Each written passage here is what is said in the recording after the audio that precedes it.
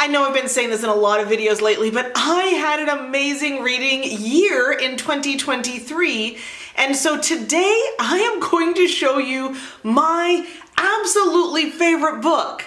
Except I can't pick one because I read so many amazing things. So I'm going to read every book that I think might just be my favorite and share them all with you. And who knows, maybe in this I'll figure it out, and otherwise you'll just get introduced to some chef's kiss amazing, amazing books. So I'm gonna stop because this is gonna be long because this pile is humongous.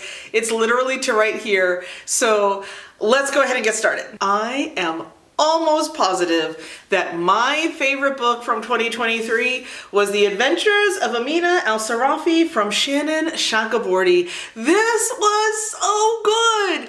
If you have not read this, this is a fantasy, the little bit of magic, a little bit of the extra. There is a woman named Amina who used to be a pirate captain.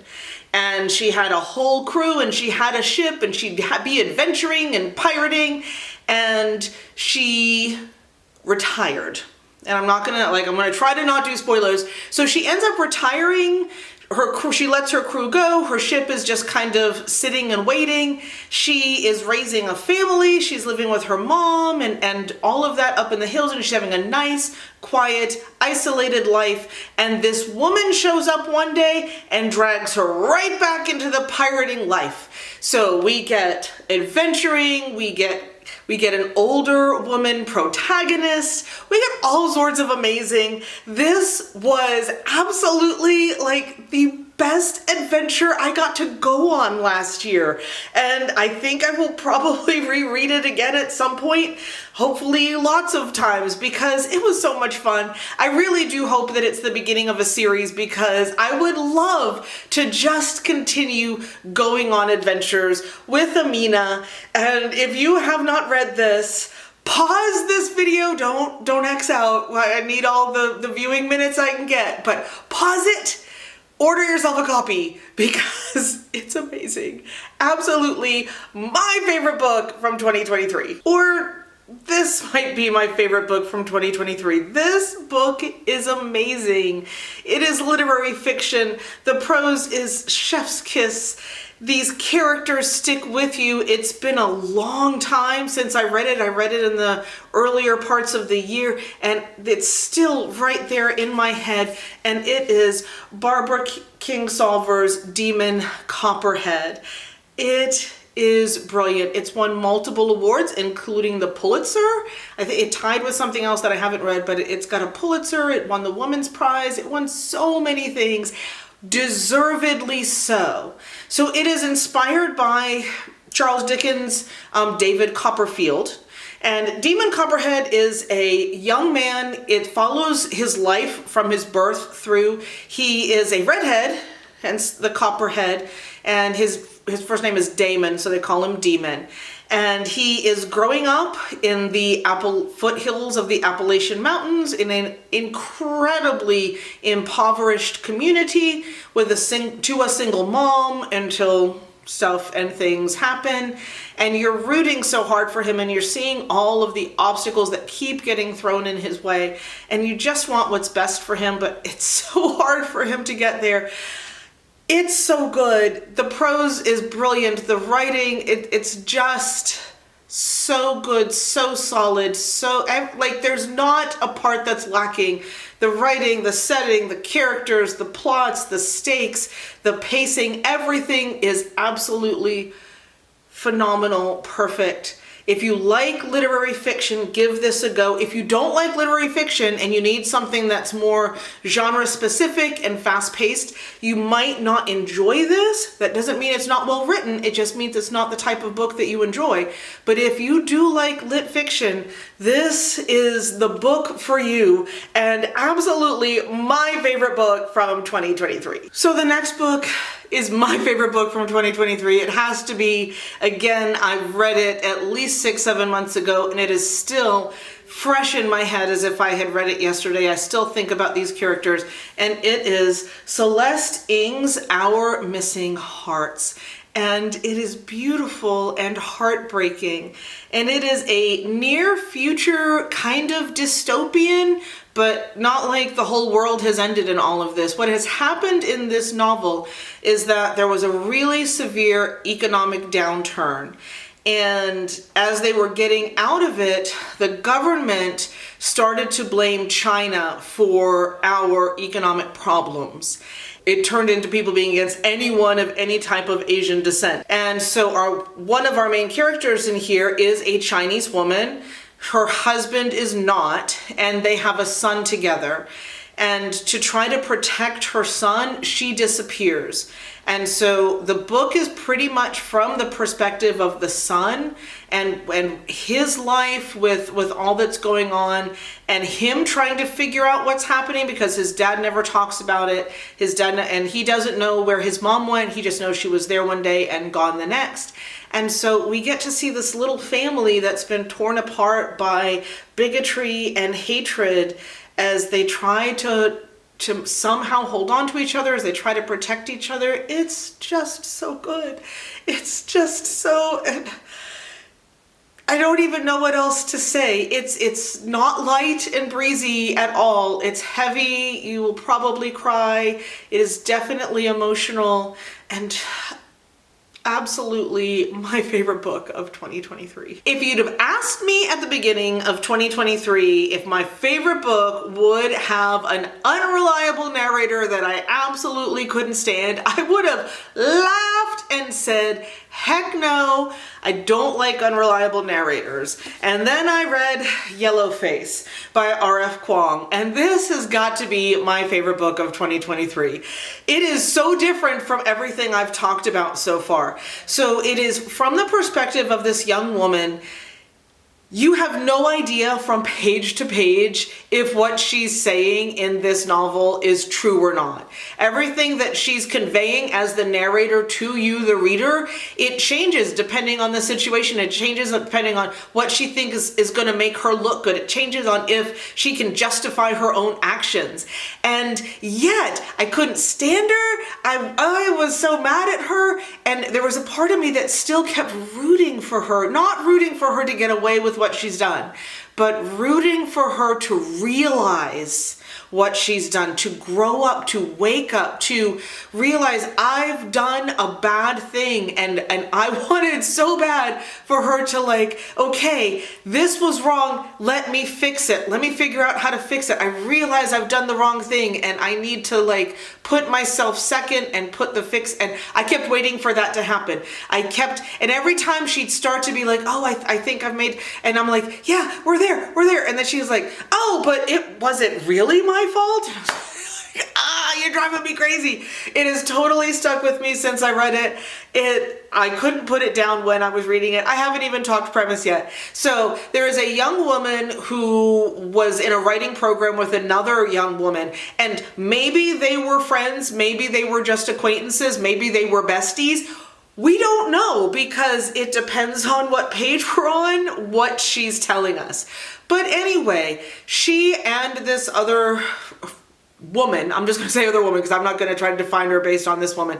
These two young women both went into writing careers. The other woman's debut novel took off. She has this huge promising career in front of her. Our narrator, her novel petered out into nothing. They weren't even going to do a paperback release. They weren't interested in her next book or follow-up. It looked like her career was pretty much DOA. But to celebrate the book of the other woman, she invites our narrator out for a night on the town. They go out, they're hanging out, and in the course of the evening, the woman with the promising career dies. And our narrator has already noticed that next to her typewriter, because she always does her first draft on a manual typewriter, is a fully completed manuscript of her next book. So she puts it in her bag before the paramedics show up, and it goes from there. That's all I'm going to say about that. But it's so good but it's frustrating. If you like being that kind of emotionally, like, I'm not emotionally attached like I'm rooting and want better things for you like Demon Copperhead. No, I'm emotionally attached because I kind of want you to fall on your face and realize that it's your own fault. And if you can be frustrated and angry with the character and still realize that it's such a good book, then you will love this. If you can't hate a character and not turn that into hate for the book, it wouldn't be for you. But if you can make those distinctions and appreciate how well done this is and what a view into kind of literature and the world it is, and all the feels that I had. But if you can handle that, and that sounds like your kind of reading journey that you'd like to go on, pick up Yellowface. It is absolutely my favorite book of 2023. Over the summer, I did 2 different book clubs. My regular mystery book club, and then I did a book club that focused on cozy fantasy stories. And I hadn't read a lot of cozy fantasy outside of The House in the Cerulean Sea, and I loved that. So I thought I'd give this a shot, and I'm so glad I did, because it helped me discover my favorite book of 2023, and it is A Psalm for the Wild-Built. Look at that. This is such a hug in a book. Look how short it is. It's a super short read. It's a fast read, but it just kind of gets in your heart and settles there and provides warmth and comfort. So it is about a person who is a tea monk, which is an awesome job. So our tea monk basically rides around in this wagon, and it is like bicycle pedaled. So there's like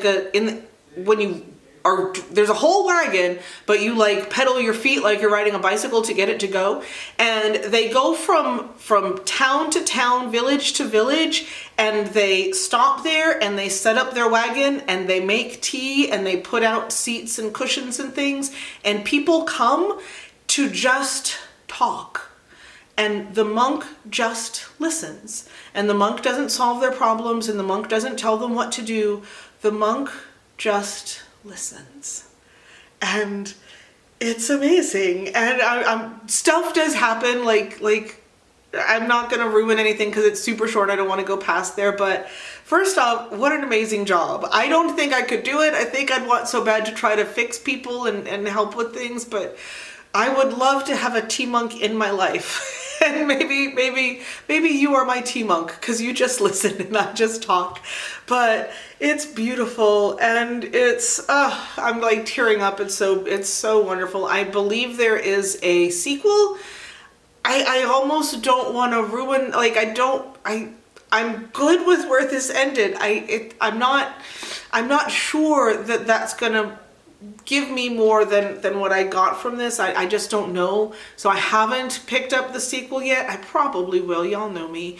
But this is beautiful. And if you really want to believe in humanity again and kind of have thoughts, because there's a lot of kind of deep thinking and things about life and about humanity and all of the things in here, absolutely give this a go, and you'll probably have the feels like I have the feels, because this was my favorite book of 2023. Believe it or not, my favorite book of 2023 was actually a reread, and it's another cozy type mystery, and it is TJ Klune's Under the Whispering Door. Now, I will tell you, the first time I read this, it probably was 2021, 2022. Yeah, I read it when it first came out. I can't remember which year. I didn't like it as much, and I know why, and it had nothing to do with the book. It was me. I love The House in the Cerulean Sea is probably my favorite book of all time. It's definitely up there, and I wanted Linus back. I wanted the kids back. I wanted the house back and the orphanage, and I wanted that world, and this is not that world. It is different. These characters are different. They think differently. They behave differently, and I was unhappy because I kept waiting for that book to show up in here, and that's not what this is. It does get referenced though. There's there's a small, if you've read the other one, you read this one, there's a little Easter egg for the House in the Cerulean Sea. But for that cozy book club, I reread this so that I had it fresh in my mind for discussion, and it was the most beautiful thing I'd ever read. And I was like, how on earth did I let myself ruin this read? Because it's amazing and beautiful. So this is the story of an attorney who's pretty much a jerk and does not recognize his own jerkiness, but he has a heart attack and he dies.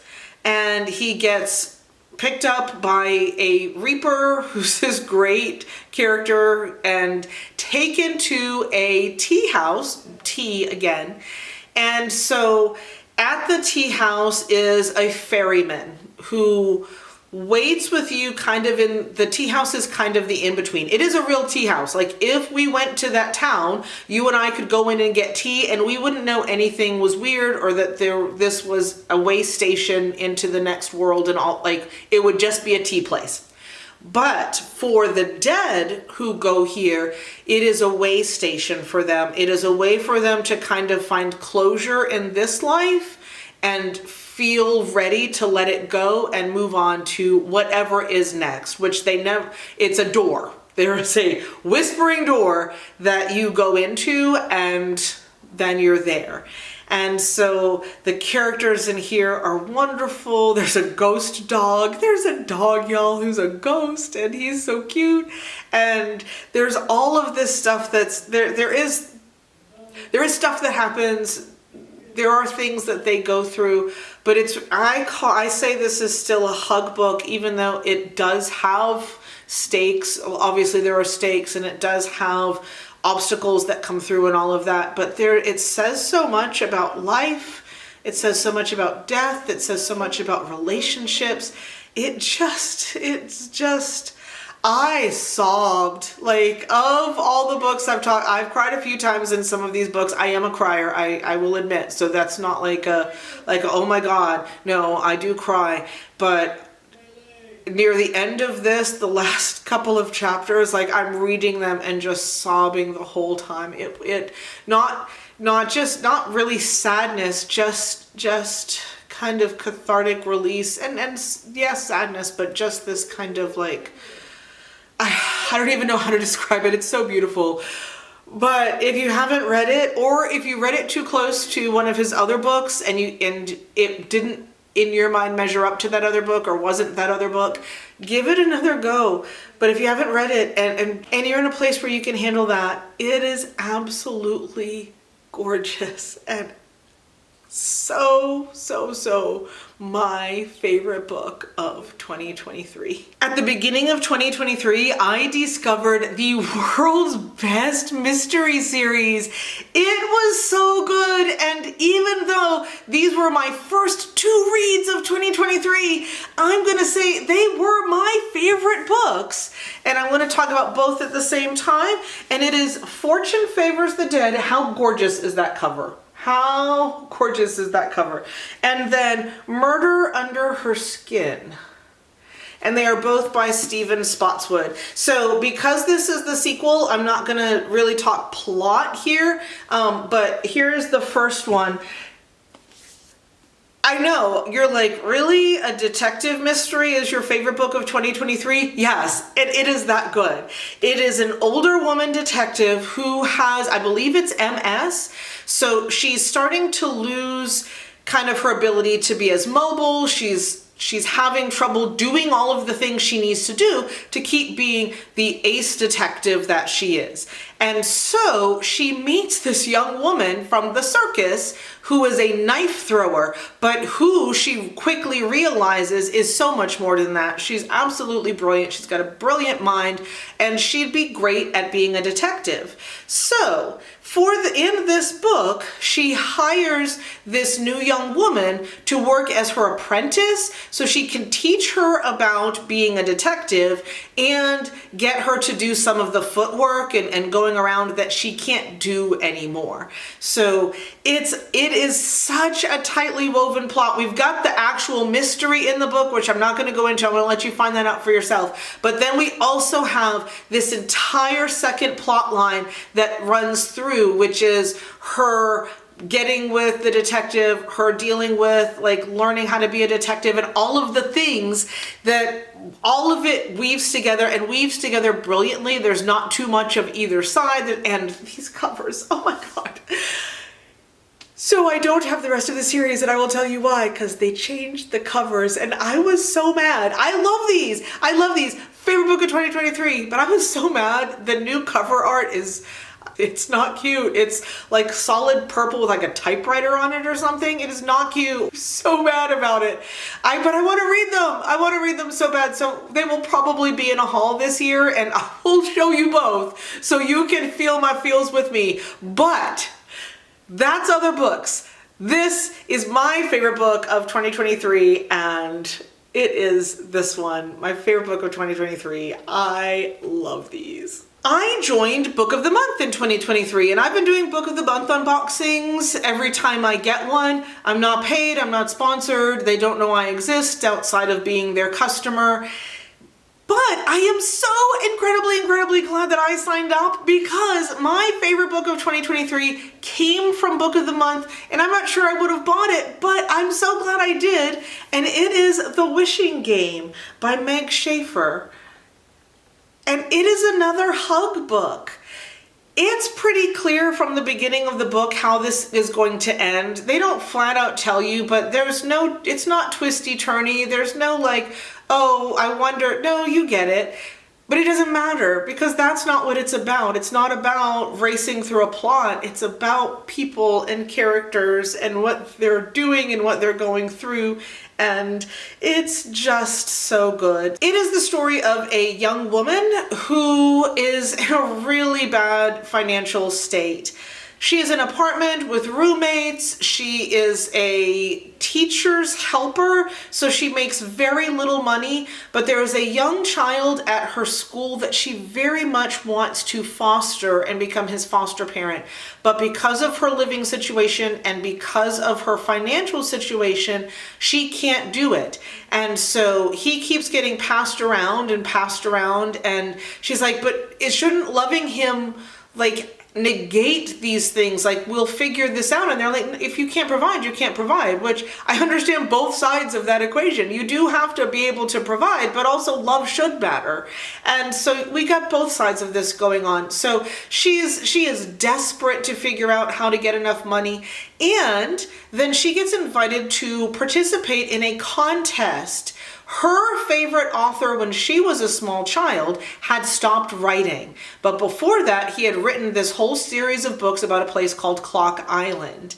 And so he has now written a final book in the Clock Island series, and he is going to give this book and all the rights and all the ability to sell it, to publish it, to do whatever you want with it, to the winner of a contest of the Wishing Game at this island. So they have to go and they have to participate in these things. So she gets there, there's other contestants.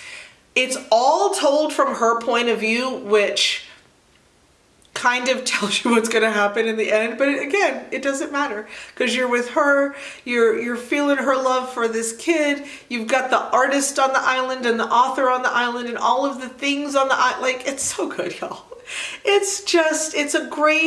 It's not super long. It's not long at all, actually, but it's just a nice, cozy adventure. I'm not going to say fantasy because there's no other fantastical bits to it, but it's just this cozy story, this cozy adventure you get to go on with her, and it's just beautiful and absolutely my favorite book from 2023. When I talked about all of the books that I really enjoyed, I mentioned that this book was going to be here because the first one was in that video. But Leigh Bardugo's Hellbent, absolutely hands down my favorite book of 2023. This is so good. So if you read Ninth House And I mentioned this in the last video, so I'm going to try not to talk as long. But if you read Ninth House and it wasn't quite what you had hoped for, you've read other Leigh Bardugos and it just wasn't quite there, but you still really enjoyed it and cared about the characters, get this one. Because the issue that I personally had with Ninth House, the only thing that was missing is that found family that Leigh Bardugo does so well. We get it back in here. So Alex goes through the stuff from the first one. It's called the Alex Stern series, so I'm not giving spoilers that she survives. Obviously she does, or it wouldn't be named for her. But Alex comes into a found family in this book. She is not alone. She has people. There are these connections and all of these super well-drawn, very specific characters. You don't even have to have like name tags and conversations because they're done so well. You can tell who's who just by the way that they speak. It's just brilliant, and so many things happen. It is dense. It is not something you can kind of read while doing other things or like watch TV and read at the same time. It's too dense for, or at least for me, it's too dense for that.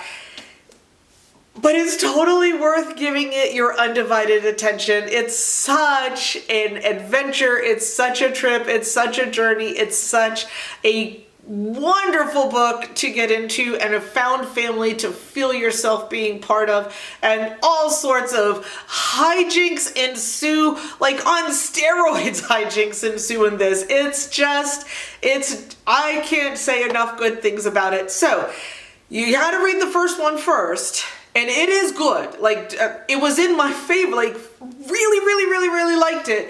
But read that one first, and then get yourself to this one. And if you're anything like me, you will love it as much as I do. And I love it so much. It is absolutely my favorite book of 2023.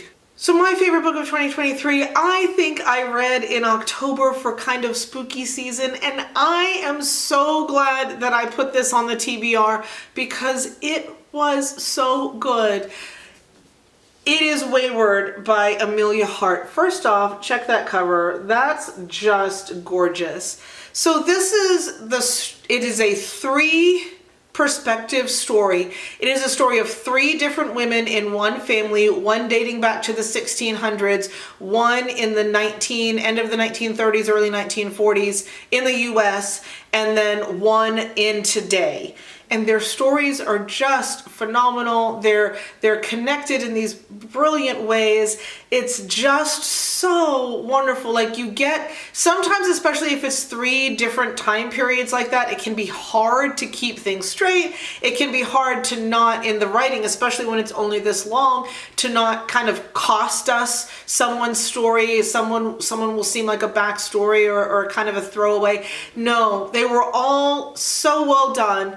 All so well crafted. They were all, I don't even know what, so just amazing. And I loved this, and I loved everything it had to say about being a woman, and I loved everything about it. I'm gonna stop gushing because I know this video is already getting so long, but this was so good. And if you have any interest in his kind of historical fiction and then today's fiction, and kind of watching women find themselves and find their strength, and seeing things that run through generations of stories, absolutely pick this up, because you might find that, just like me, it is your favorite book. For me, it's my favorite of 2023. So it turns out my favorite book of 2023 is one of the last ones that I read in the year. If you remember from my December TBR, I picked a bunch of things that I thought would be like holiday themed, and I really thought they were going to be popcorn books. They were going to be light and breezy and easy, and I wasn't going to think about them much, and I wasn't going to remember much, and they were just going to be fun ways to kind of pass the time in cute, quaint little stories. And then I read my favorite book of 2023, and that is The Book Club Hotel. Yeah. It's holiday, but it's not required. So if this sounds good to you, don't think it's a Christmas book, because the fact that it's Christmas is immaterial to the plot line of the story. So it's also not light and breezy. It's got some sad moments in it. So the premise of this is that there is a young woman whose husband died in a weird accident that you feel like only happens in the movies, but for her it happened. And she has a very young child. Before he passed, her husband, who was this kind of big, over-the-top, super passionate about things guy, talked her into moving to the US. She's from England, and buying this cozy inn and running this inn, and this like boutique inn, and having guests, and he like hired this top like 5-star chef, and he ran all of the things, and she was there to support him in his dream. Well, he has passed, and now she is there trying desperately to hold his dream together as a way to hold on to him. So she's trying to run this inn. She's trying to run all of this staff. She's trying to help all of these people. She's also trying to raise her young daughter while she's basically on call 24/7. It's just, her life is really overwhelming, and it's everything that kind of happens to her, but also there are 3 people who come to stay in the inn, and they are 3 friends who had been friends in college and tried every year to come together to do a 1-week kind of book club. Well, this year, when they normally do it in the summer, one of them, their boyfriend had just like left with another woman, and she was in no place for this. So they decided, let's put it off to Christmas. So one of the 3 women is married. She has children. Her children are now high school seniors and are going to be moving away. So she's looking at kind of an empty nest and her whole life changing. One of them, her boyfriend fiance had just left her. And then also she's been laid off from her job. So her whole life is absolutely in shambles. And she's like, it's going to eat the rest of my savings, but I'm going because I have to get away from all of this. And then the third is a woman who has it all together. She is this huge businesswoman, but she's never been able to make really close connections with people because of her childhood. And so they all end up at the inn, and so many things, and it's beautiful and heartwarming and wonderful. And so don't feel like Christmas is over so I can't read it. I so advise you read it and just feel the feels. I did cry at certain points in this. I totally feel what it is to feel completely overwhelmed with life and with the piles of things on your plate. Believe me, I know.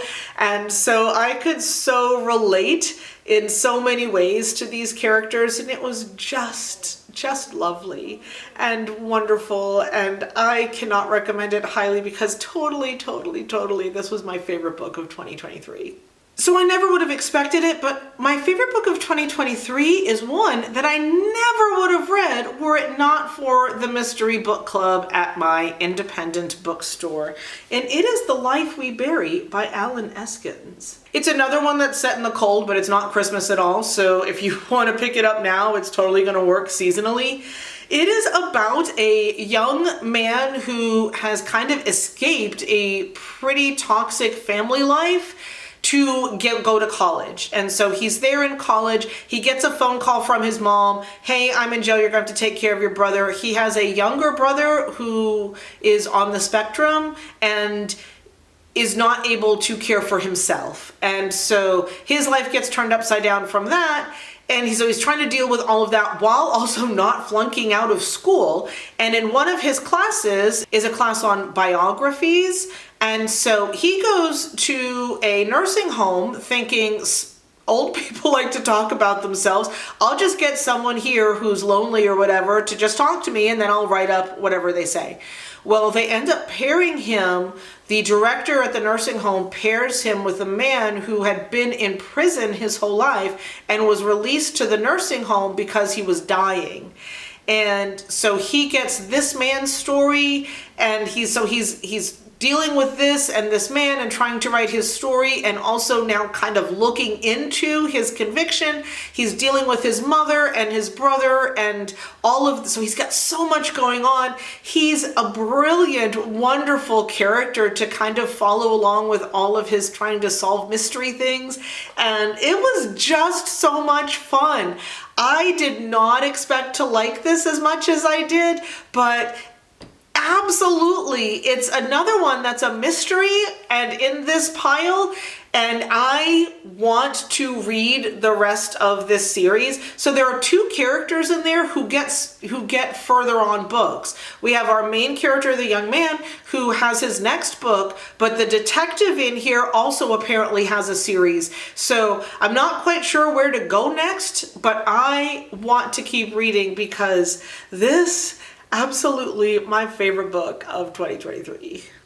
Y'all know what's coming. You know what is coming. You know what my favorite book of 2023 was, because I read it twice, and it is Fourwing. This was so good. This is one of those fantasy novels where you open it and you really do fall in hook, line, and sinker. I was there from page one. I totally was invested in this character just from the beginning and watching her go through the trials and tribulations. So I've said this multiple times, I feel like I'm repeating myself, but it is a story of a young woman named Violet. Her whole life was going to be what's called a scribe. Her father had been a scribe. She's going to study and she's going to take care of the books and take care of the library.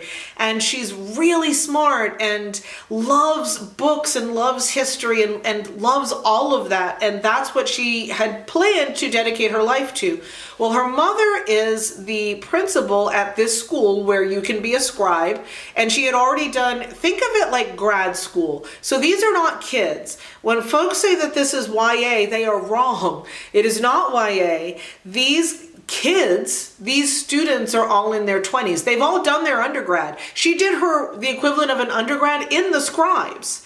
But now they're all there for graduate school in their 20s, and her mother insists she's not allowed to be a scribe anymore. She is going to be a dragon rider. Well, she is very tiny. She is very slight. She has something where all of her ligaments are very loose, so she sprains things constantly. She's always getting hurt just walking around in a library. So it is pretty much a given that trying to train to be a dragon rider is going to kill her. She's never going to be able to do this successfully. So she is positive that her mother has just decided to kill her, but to have the school do it instead. And she doesn't know why, and her mother does not speak to her. Anytime her and her mother see each other, it is general speaking to cadet. It is never like mom speaking to daughter kind of thing. And so she's going in there, and then she finds out that there had been an uprising a few years earlier, and her mother had killed the father of a young man who happens to also be in the school and who very much wants payback by killing her. And so we've got people who want to kill her, not just him. We've got events that want to kill her. We've got all of these things that are designed basically to kill you, because if you can't survive these things, you're not going to survive on a dragon and you're expendable. So instead of it being like, okay, you fell, so we're going to put you somewhere else, we just let you go and you just are dead. You just die. And so we spend this whole time kind of watching to see how she's going to get through, and she's pretty plucky. So watching her find ways and things to try to get through. It's so good. It's so good. I went to the release party for the sequel, which is called Iron Flame. And that was in the last pile. I didn't like the second one as much as I loved the first one, but I'm really hoping I'm going to like the third as much as I love this. And I think it might be coming out end of 2024 or early 2025. And I really can't wait, because this absolutely my favorite book of 2023.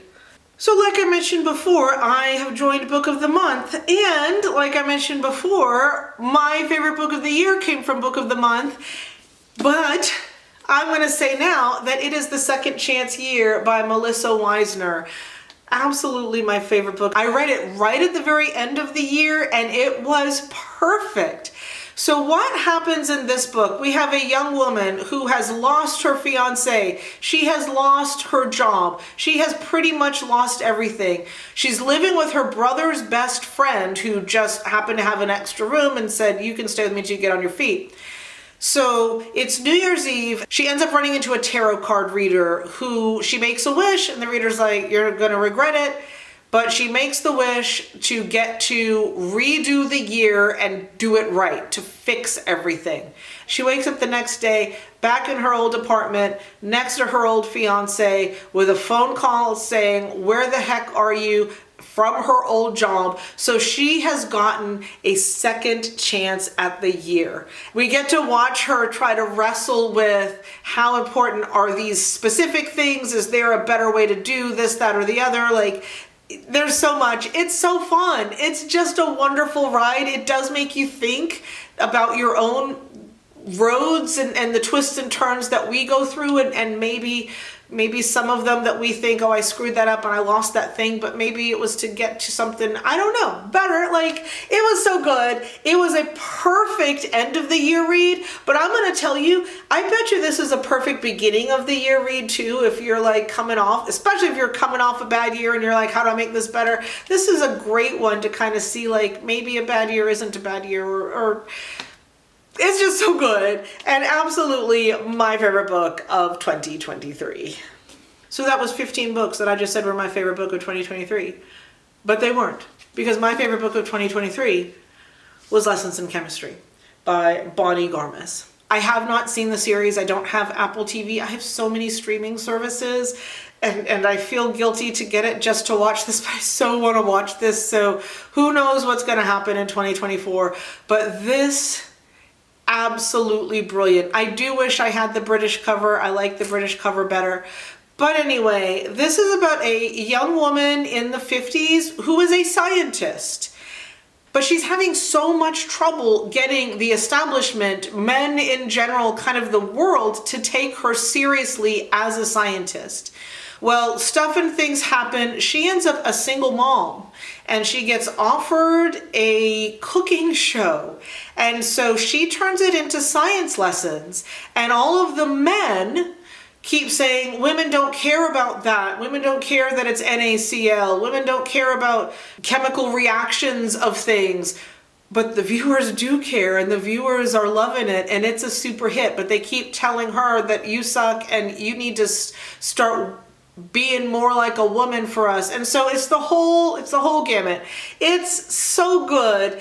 It's such a commentary on the world and what it's like to be a woman in the world. It might not be the 50s anymore, but in a lot of ways, some of the things she goes through aren't that different then from now. And it's just wonderful. And I absolutely loved it so much. If you've been afraid to read it because you're like, oh, it's so popular, it can't be that good. Yeah, it can. Yeah, it can. It's just as good as I'm making it out to be. It is just absolutely brilliant. This woman's story is wonderful. Like, this woman's pluck and her strength and her inability to, her need to not compromise who she is for society is just so inspiring. And I love this. I love this so much. I am not kidding when I say this, hands down, my favorite book of 2023. So I know I just told you that my favorite book was 16 different books from 2023, and I meant it each and every time. All of those books, absolutely amazing, and I loved them so much. And I'm going to tell you, I've already fallen in love with multiple of the books that I have read so far in January. In fact, I have a book sitting on my nightstand that I so want to finish. I almost put off recording for you so that I could go finish that up. And if you are interested in hearing about that book and the other books that I am reading or will have read by the end of January, go ahead and hit that subscribe button. And there will be, I know I've kind of fallen off the wagon of the review videos, but there will be a what I read in January review where I talk about good and bad. If there's anything bad, I haven't found one yet though. in the month of January. So I hope to see you then, and I do absolutely hope that you join me. I do have some also puzzly things. I don't know if I'm going to do very many like full puzzle dedicated videos, but I'll be interspersing some things. And I do have a puzzle video though coming up in the next week or two that I hope, even if you're not a puzzle person, I hope that you'll enjoy and I hope that you will watch. And so, in the meantime, I hope that you have an absolutely amazing rest of your week and that you get to read some absolutely amazing books, maybe one of my 16 favorite books of 2023. Bye, y'all.